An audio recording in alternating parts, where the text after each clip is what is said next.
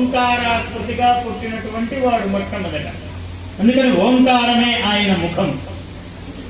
యౌవాని పాదాల మూవలై రబడించు బ్రహ్మాండ భాండాల బ్రహ్మాండ గోళాల ప్రతతి నియతి.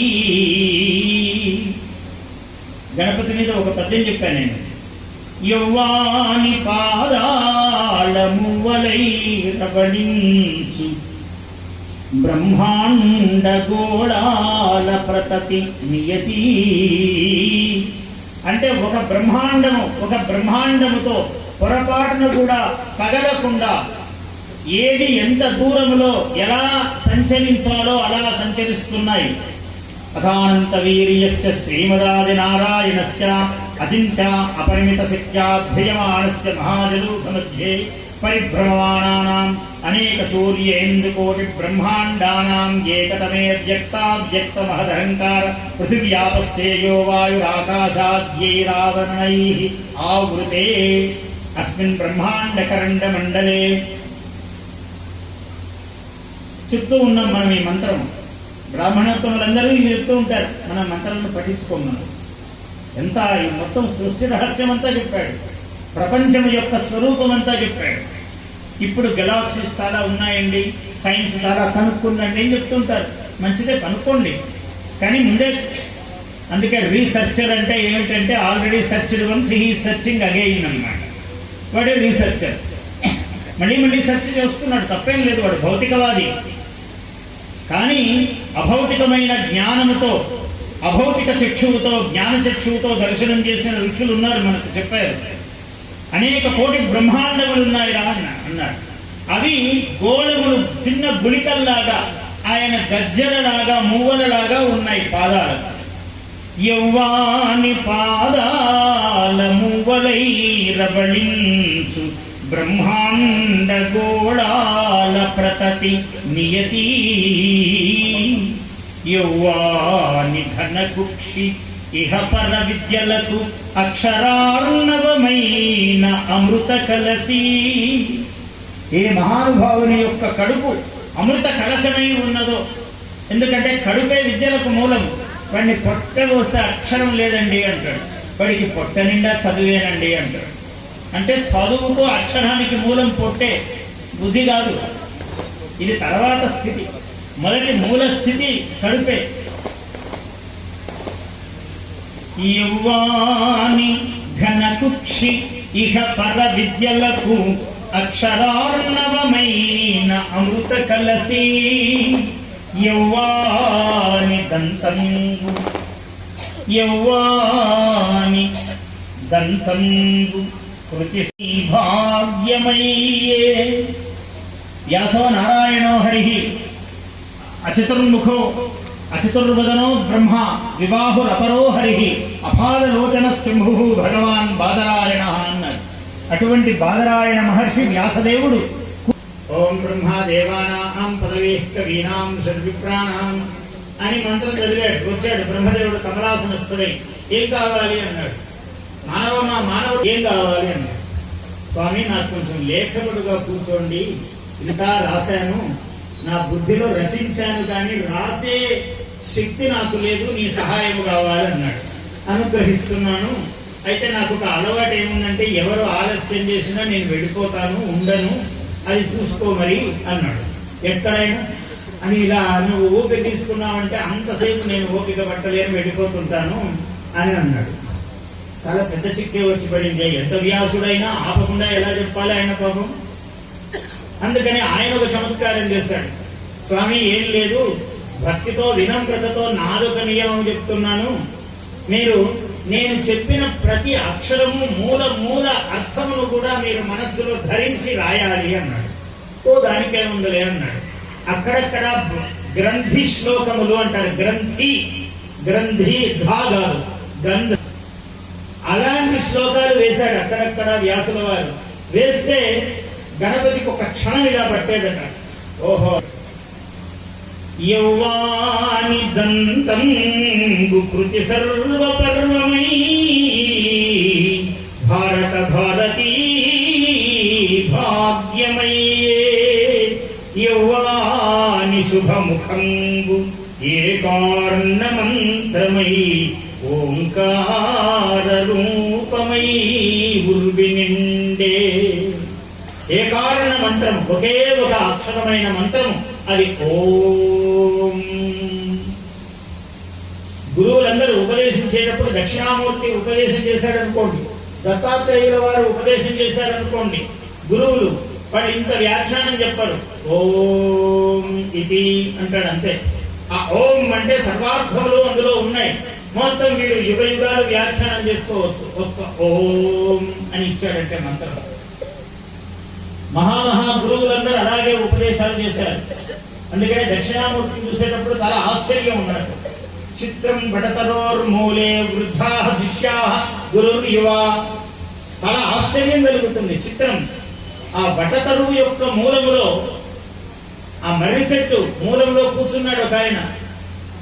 వృద్ధా శిష్యా, శిష్యులందరూ వేల వేల సంవత్సరాలు వయస్సులు తపస్సులతో పండిపోయిన వాళ్ళందరూ. గురువు యువ, గురువు నవయువకుడు, థలథలథలాడుతూ ఉన్నాడు గురువు. ఏమైనా అద్భుతంగా ఆయన గాత్రము విప్పి చెప్తూ ఉన్నాడా? గురోస్తు మౌనం వ్యాఖ్యానం శిష్యాస్తు చిన్న సంశయా.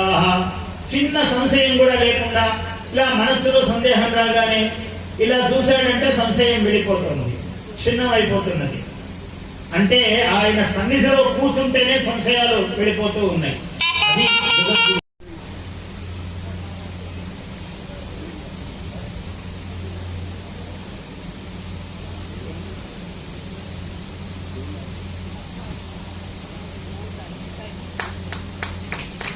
ఇలా ఉన్న ఓము లేకపోతేనే గణపతి అంతే. అందుకే ఓంకారమే ఆయన ముఖం.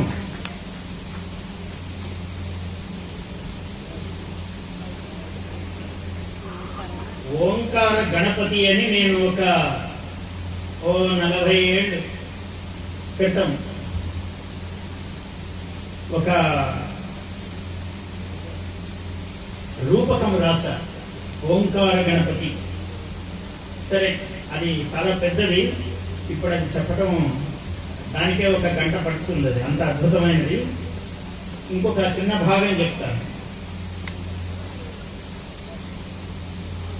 ఈ ఓంకారము గణపతి ముఖము ఏదైతే ఉందో దీనికే మనం రేకులు అనుసంధానం చేస్తే ఇదే ఒక సహస్రదళ పద్మము.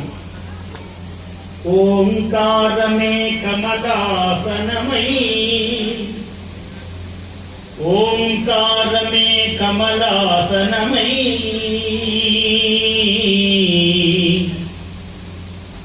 ఆదిశేషుడే కమల నాళమై. నాళము ఆదిశేషుని యొక్క కమల నాళం. ఈ కమలము ఓంకారం. ఓంకారమే కమలాసనమై, ఆదిశేషుడే కమల నాళమై. రేకు రేకు ఒక లోకము కాగా, రేకు రేకు ఒక లోకము కాగా, ఖగోళాళి రస కేసరాళిగా. ఈ కేసరములు ఏవైతే ఉన్నాయో ఇదంతా ఖగోళములు. ఖగోళాళి రస కేసరాళిగా విరించి పాడెటు వేద గీతికకు విపంచి శారద మీటగా. ఇదే మళ్ళీ ఇలా తిప్పితే వీణ. ఓంకారం యొక్క తత్వమే వీణను భావన చేయండి, మీకు అర్థమవుతుంది.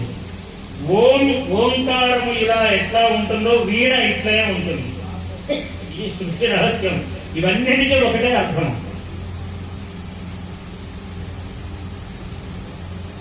విరించి పాడెడు వేద గీతికకు విపంచి, విపంచి అంటే వీణ, శారద మీటగా. భవసాగర విభ్రమణ రమణమను భ్రమ తొలగించడు భ్రమరము నీవై. విష్ణు శుక్లాంబరధరం విష్ణు శశివర్ణం చతుర్భుజం అన్నాడు గణపతిని. మహావిష్ణు స్వరూపుడు ఆయన. విరించి పాడెడు వేద గీతికకు విపంచి శారద మీటగా. భవసాగర విభ్రమణ రమణమను భ్రమ తొలగించెడు భ్రమరము నీవై మధు మధురిత మృదులాధరా సామోద దామోదర మనసామోద దామోదర ఓంకారమే కమలాసనమై. ఇందులో బ్రహ్మ ఉన్నాడు, విష్ణువు ఉన్నాడు, శివుడు ఉన్నాడు, శివసుతుడు ఉన్నాడు, వీణ ఉన్నది, సరస్వతి ఉన్నది, అన్నీ ఉన్నాయి. నిజానికి ఇవన్నీ వేరు కాదు తత్వములన్నీ. అందుకనే ఆచార్య భగవత్ శంకరులు పంచాయతనం అనేది తెచ్చారు మనకు. విష్ణువే గొప్ప ఒకరికి, శివుడే గొప్ప ఒకరికి, గణపతే గొప్ప, అమ్మవారే గొప్ప, సూర్యుడే గొప్ప, సౌరము, శాక్తేయం, గణాపత్యం, ఇలా ఇన్ని విధాలు ఉన్నాయి. గొప్ప అనుకుంటే నిజంగా తప్పు లేదు. విష్ణువు గొప్ప అనుకునేవాడికి శివుడు అసలు పనికిరాడు. ఆయన మళ్ళీ అందరినీ సమానంగా చూస్తున్నట్లే. ఎట్లా చూస్తావు? ఆయన శివుడే సరిపోతే నీకు, మనుషుల్ని సమానంగా చూస్తావు? ఎట్లా చూస్తావు? నువ్వు ఎలా చూడగలుగుతావు? సాధ్యమే కాదు కదా. శివుడు అంటేనే అంత ద్వేషంతో ఊగిపోతే ఎట్లా నువ్వు సమానంగా చూస్తావు అందరినీ? అట్లనే శివుడు ఒక ఆయన మహాశివభక్త, ఆయన విష్ణు అంటే పడదు. ఎట్లా మనం రోజు చేసే గాయత్రిలో ఏం చెప్తున్నావు? ఎందుకు అట్లా ద్వేషం వస్తుంది నీకు?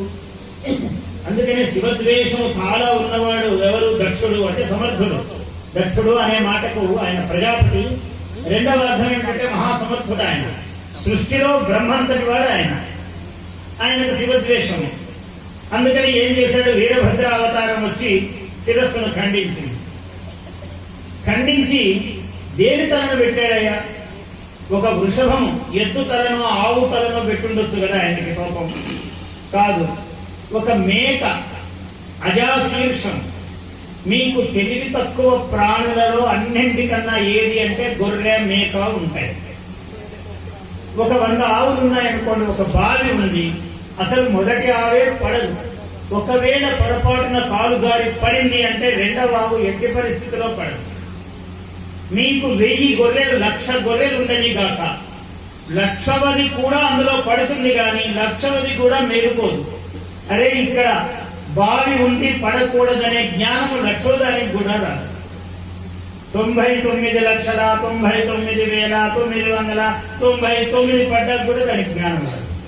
అది అంటే అంత జ్ఞానశూన్యమైనటువంటి జన్మ. ఎవరైతే శివద్వేషం ఉందో వాడు జ్ఞానశూన్యుడు అనడానికే దానికి ఆ తల పెట్టాడు, దక్షుడికి తీసుకెళ్ళి. చూసారా ఎంత జ్ఞానహీనమైనటువంటి శిరస్సు? అంటే వాడికి ముందు ఈ శిరస్సు ఉన్నప్పుడే జ్ఞానం లేదు కదా, అది ఉంటే మాత్రం భేదమేముంది అని వీరభద్రుడు ఆ పని చేశాడు. అందుకని బ్రహ్మాశిర అన్నాడు. విష్ణురు హృదయకం రుద్రశిఖ పృథివీ యోని ప్రాణాపాన వ్యానోదాన సమాన సప్రాణ శ్వేతవర్ణ సాంఖ్యాయన సగోత్రా గాయత్రి చతుర్వింశత్యక్షర త్రిపదా షట్కుక్షి ప్రధానము. వాడు కబంధుడు, వాడు తలలేని వాడు అయిపోతాడు. వాడికి ఏం గౌరవం ఉంది? భూమండలంలో లేదు. బ్రహ్మాశిర రుద్రశిఖ అన్నాడు. ఈ శిఖ అంటే బుద్ధి కలిగిన స్థానము రుద్రస్థానం. ఇది ఈ బ్రహ్మరంధ్రము, ఇది రుద్రుడి యొక్క స్థానం. ఇది విష్ణు హృదయము అన్నాడు. హృదయము విష్ణువు అన్నాడు. అయ్యా నేను విష్ణు ద్వేషిని, ఎవరైనా గుండె తీసేసి బతికేవాడు ఉన్నాడా ఈ ప్రపంచంలో? వాడు ఎంత పనికిరాని వాడు, వాడికి ప్రాణమే లేదని అర్థం. పది ప్రాణ అన్నాడు. ఈ హృదయంలోనే ప్రాణం ఉందయ్యా అన్నాడు. ప్రాణం సర్వశరీరమునందు ఉన్నప్పటికీ దాని ప్రత్యేకమైన విశిష్ట స్థానం ఏమిటంటే హృదయము అన్నాడు.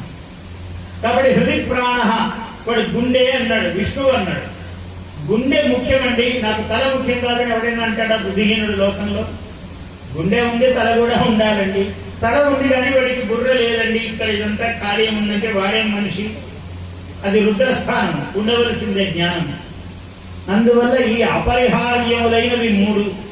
దేనిని ఇది లేదు అనేవాడు పరిపక్వత చెందనివాడు అని అర్థం. వాళ్ళని ఎవరిని మనం నిందించే అవసరం లేదు, అయ్యో పాపం అని మాత్రం అనిపిస్తుంది, అంతవరకే.